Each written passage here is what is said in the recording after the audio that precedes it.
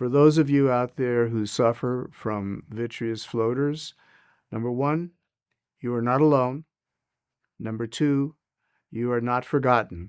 I'm Jerry Sebag. I am a vitreoretinal ophthalmologist, founding director of the VMR Institute for Vitreous Macular Retina in Huntington Beach, California.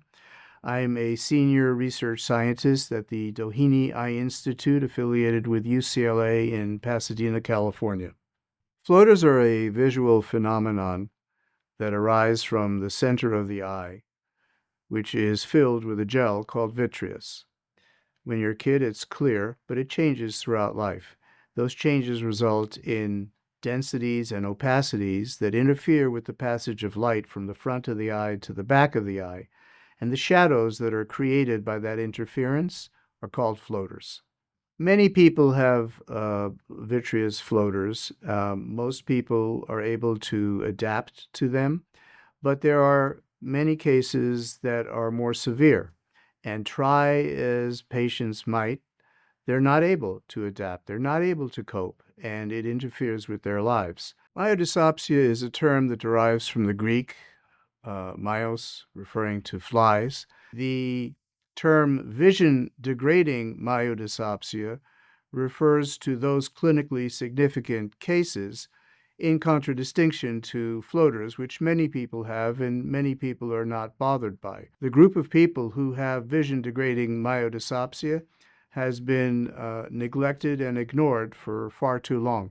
And over the years, we've met many patients who were so severely afflicted by their floaters that it not only impacted their quality of life, but it also interfered with their path through life. It has been a very frustrating experience for patients to see their eye care professionals and not receive a sympathetic ear. That is due to the fact that there's a lack of understanding of the origin, and there's a lack of methodologies with which to evaluate a patient complaining of floaters. It's quite typical for people to have gone from doctor to doctor to doctor and never having gotten the attention or the consideration or the answers that they seek. And it's been our mission for the past 15 years or so to help that process along the way by developing methodologies with which doctors can actually measure what's going on inside the eyes of people who are complaining of floaters, and facilitate the evaluation as to whether the case is mild, moderate, or severe. That's necessary in order to set in motion a consideration of various therapies to treat the condition, because they do exist, but it's just not clear to enough doctors as well as enough patients whether they merit such treatment and which treatment would be best for their particular situation.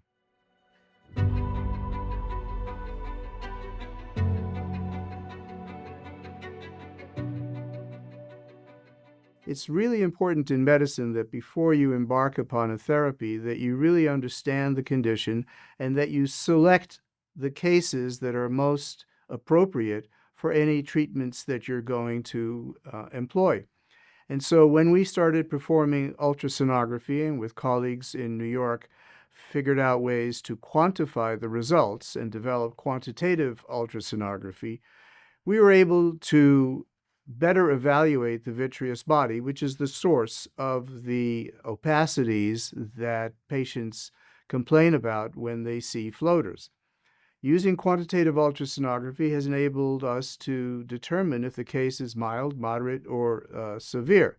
But more importantly, it's enabled us to show the patient the structure and the abnormality that is causing their symptoms. Many doctors no longer do ultrasonography, and therefore patients seeing other doctors haven't had the benefit of understanding why they have this problem. It's always a great moment when we show a patient what's going on inside their eye as revealed by ultrasonography, so that they can connect with their condition. And they stop imagining this as a hallucination and start accepting it as a reality. Because when you see doctor after doctor after doctor who's told you, no, there's nothing in your eye, there's nothing wrong with your eye, everything is fine, you start questioning yourself. What exactly is this disconnect? Why am I experiencing this that no one else seems to understand? No one else seems to appreciate. And once they see the ultrasound and they see the source of their symptoms, it's a very good moment. It's the beginning of the solution. We also developed the measure of contrast sensitivity because one of the problems in evaluating floaters is that visual acuity, which is the measure of the size of letters that you can see on an eye chart, is not revealing. Vision degrading myodesopsia from vitreous floaters does not alter visual acuity. So if that's the only measurement that you're making, you're going to miss the boat. You're not going to really capture the patient's experience. At the recommendation of my colleague, Dr. Alfredo Sedun, we started measuring contrast sensitivity and found that on average, patients with vision degrading myodesopsia have degradation on the order of 91%. That's enormous. And there's an entire spectrum leading up to that average and even beyond. So having an ability to evaluate the structure of the vitreous, which is the source of floaters, and its impact on vision by measuring contrast sensitivity, we became very comfortable in our understanding of this patient's plight. We've also developed a self-administered questionnaire that is specific for vitreous floaters because the existing questionnaires that measure the subjective impact on quality of life seem to be insufficient. It can be used in a variety of projects to test existing therapies, but then to develop new therapies.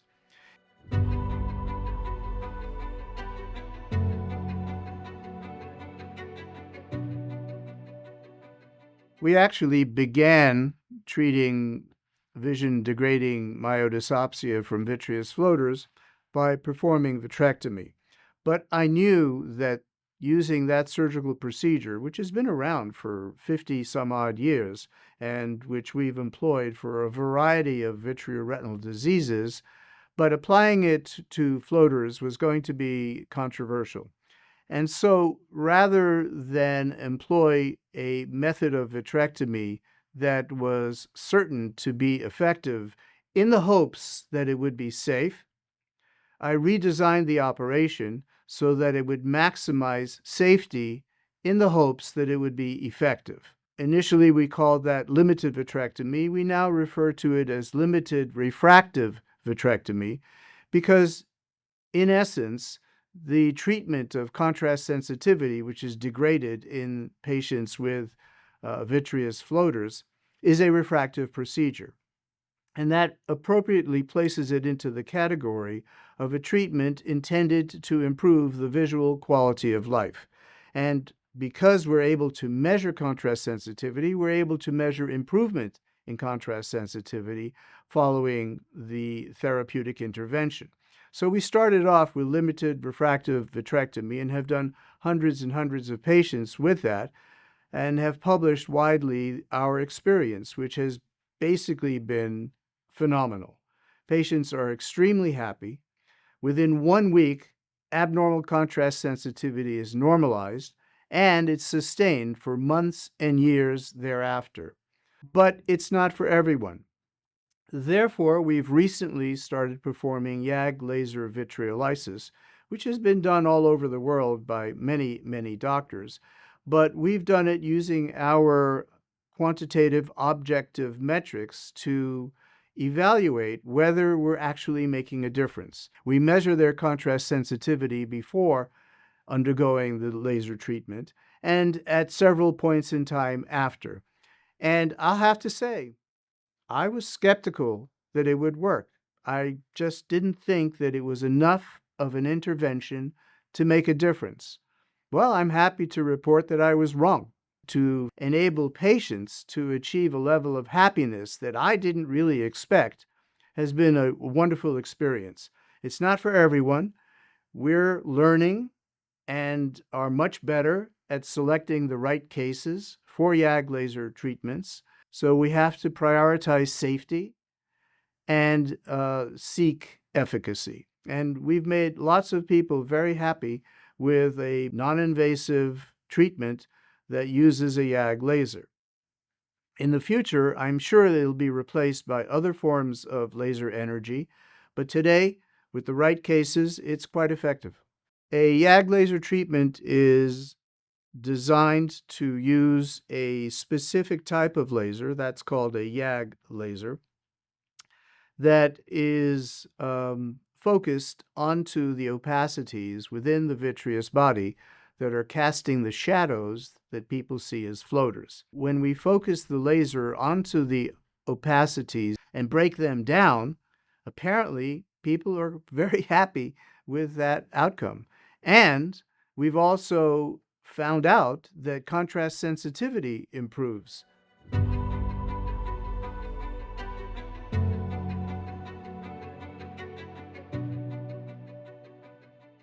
There's an increasing level of interest and activity in better understanding, better evaluating, and better treating vitreous floaters. What's required for a major innovation is industry support. There needs to be investment of time, money, and effort at a level such as a big technology company or a large pharmaceutical company to develop widespread use of new methodologies to treat the condition. But as with everything else, it begins in a lab, it begins in a clinic, it begins in an institute. And there are a number of things going on throughout the world. Some people are using different lasers than YAG. I'm working with a group at the University of Ghent where nanoparticles have been developed that, in conjunction with low-level laser energy, can break up the opacities within the vitreous body and lessen the impact, decreasing the shadows that they create. I'm also working with a group in Poland to improve imaging of the vitreous body and quantify those images so that we can get even more powerful insights into what's going on inside the vitreous of people with floaters. We recently concluded a study of MRI imaging of the vitreous body and how it lights up when people's eyes move. One of the fallacies in our evaluation of patients in general, but with floaters in specific, is that we measure vision in a dark room with a high contrast screen and assume that those measurements in our offices and in our clinics are representative of what it's like for this individual to live with the vision that they have. That's just not true. We move our heads, we move our eyes when we're driving, when we're reading, when we're using computer monitors. And with respect to vitreous floaters, the displacement of the opacities that can often be off-axis into the optical axis is a very disturbing experience for many patients. But we don't have ways to measure that. We don't have ways to quantify that. So we're developing that in anticipation of improving our understanding of the biophysics of vitreous, but also improving our ability to evaluate patients complaining of floaters with respect to how they impact their lives.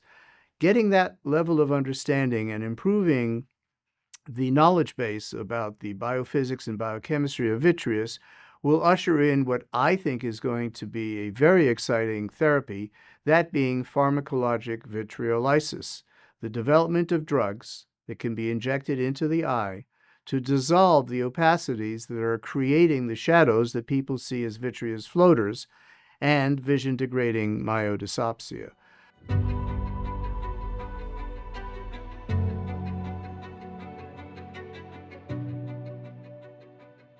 Whenever there's a condition or a disease that modern medicine isn't able to fully understand and isn't able to treat, you see people coming together on their own. And there are various groups throughout the world that are composed of patients with vision degrading myodesopsia, such as Myodesopsia International, such as the VDM Project, two organizations that I'm personally involved with. But there are others. It's typical of the way people channel their energies when they don't find satisfaction within the traditional halls of medicine.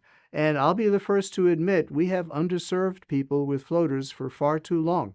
And it has resulted in the frustration and the inclination to organize. And I applaud that. I think that's going to be a very useful force to improve things in the future.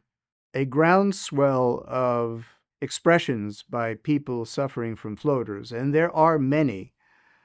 They just need to come forth. They need to connect with one another, either via websites or different organizations, and in a collective voice, shout out to governments, to institutes of health, to corporations throughout the world, that this is a problem they need to pay attention to. And I think that call will resonate. And I think that with large enough numbers and loud enough voices, we will be heard. And I think that we'll see some major progress in the not too distant future.